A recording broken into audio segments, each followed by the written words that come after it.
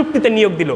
আমরা গতকালকে দেখলাম, মানে মেধাবী পাচ্ছে না, মেধা উঠে যাচ্ছে, বিদ্যা উঠে যাচ্ছে। রাসূল সাল্লাল্লাহু আলাইহি ওয়াসাল্লাম 1400 বছর আগে যা বলেছেন আমরা এখন বাস্তবে তা প্রমাণ পাচ্ছি।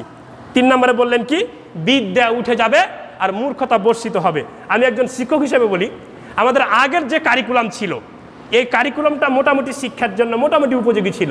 আর এখন যে বানরবাদী সিলেবাস তৈরি করা হয়েছে বিগত 1 বছর থেকে, এই কারিকুলামে কোনো লেখাপড়া নাই।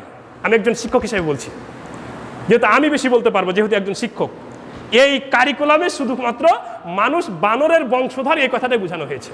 আল্লাহ রাব্বুল আলামিন যেন এদেরকে হেদায়েত দান করুন। তবে একটা সুখবর আছে, এই নতুন অন্তর্বর্তীকালীন সরকার একটা সুখবর দিয়েছে যে এই বানরবাদী সিলেবাস থাকবে না, নতুন সিলেবাস তৈরি হবে। বলেন আলহামদুলিল্লাহ। তো রাসূল সাল্লাল্লাহু আলাইহি ওয়াসাল্লাম কি বলেছেন, যে বিদ্যা উঠে যাবে, মূর্খতা বর্ষিত হবে। তাই হচ্ছে। 4, সময়ের বরকত কমে যাবে। হযরত আউফ ইবনে মালিক রাদিয়াল্লাহু তাআলা আনহু রাসূলের তাবুতে, কিসের তাবুত? চামড়ার তাবুতে বসেছে। আর রাসূল সাল্লাল্লাহু আলাইহি ওয়াসাল্লাম আউফের হাত ধরে ধরে আঙ্গুল গণনা করে করে 12টা কারণ বলছে মুসলমানদের ধ্বংসের। তবে 4 নম্বরে বলছে মানুষের সময়ের বরকত কমে যাবে। সময়ের বরকত কমে যাবে মানে, ইমাম শাফি মাত্র 57 বছর বয়সে যে খেদমত করে গেছে, যে বই পুস্তক লিখে গেছে, আল্লামা নাসিরউদ্দিন আলবানী যে বই পুস্তক লিখে গেছেন মাত্র এই 75 বছর বয়সে, আমি সারা জীবন পড়ে শেষ করতে পারবো না। এটা হচ্ছে ওনাদের সময়ের বরকত, আর আমাদের সময়ের বরকত নাই। এটার ব্যাখ্যা আরেকটা হতে পারে, যে মনে করেন যে এই যে 2015 এখন 2024, মাত্র মনে হচ্ছে কয়েকদিনের 9 বছর চলে গেল। এটা একটা ব্যাখ্যা হতে পারে, মানে সময় দ্রুত চলে যাবে, সময় দ্রুত চলে যাবে, মানে সময়ের বরকত থাকবে না। 5, সমাজে খুন খারাপি বেড়ে যাবে, সমাজে খুন খারাপি বেড়ে যাবে। 6, ধনীরা কৃপণ হয়ে যাবে। ধনীরা কি হয়ে যাবে? ধনীরা সব কৃপণ হয়ে যাবে। 7, আমানতদারিতা উঠে যাবে, সমাজ থেকে আমানতদারিতা উঠে যাবে। 8, হীন ও নিচু মানের লোক শাসক হবে। হীন মনের, নিচু মনের, ন্যারো মাইন্ডেড, সংকীর্ণ মনা, এরকম লোক শাসক হবে। এটা আমার কথা নয়, রাসূল সাল্লাল্লাহু আলাইহি ওয়াসাল্লাম বলছেন। আমরা বাস্তবে কিন্তু দেখতেও পাচ্ছি, সুদের মতো কবিরা গুনাহকে যিনি মানুষের ঘরে ঘরে পৌঁছে দিয়েছেন, এরকম একজন লোক আমাদের দেশের শাসক হয়। এটা আমাদের জন্য অত্যন্ত দুঃখজনক। 9, ছবি মূর্তির ব্যাপক প্রসার ঘটবে।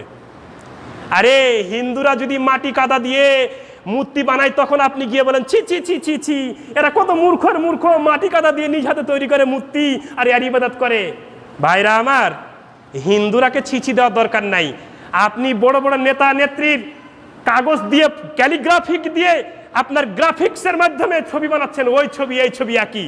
তখনকার যুগে এইরকম গ্রাফিক্স ক্যালিগ্রাফি ছিল না, তাই বলে তারা মাটি কাদা দিয়ে বানিয়েছিল। আর যেই সংস্কৃতি তারা এখনো ধরে রয়েছে, ওরা যেই ভুলের মধ্যে ডুবে আছে, আমরাও সেই ভুলের মধ্যে ডুবে আছি। রাসূল সাল্লাল্লাহু আলাইহি ওয়াসাল্লাম বলছেন, আমাদের মনে হচ্ছে দেখে দেখে বলছেন। কি বলছেন? যে 9, ছবি মূর্তির ব্যাপক প্রসার হবে। 10, বাদ্যযন্ত্রের আধিক্য ঘটবে। আরে এখন যদি শুক্রবারের দিন নামাজে দাঁড়াচ্ছি, তবু মোবাইলে রিংটোন বেজে উঠছে, কিসের? বাজনা। তো রাসূল সাল্লাল্লাহু আলাইহি ওয়াসাল্লাম 1400 বছর আগে যা বলেছে তা কি মিলছে না? রাসূল সাল্লাল্লাহু আলাইহি ওয়াসাল্লাম বলছে যে 10 নম্বরে বাদ্যযন্ত্রের আধিক্য বেশি ঘটবে। 11, মানুষের ধন সম্পদ বেড়ে যাবে। মানুষের ধন সম্পদ বেড়ে যাবে।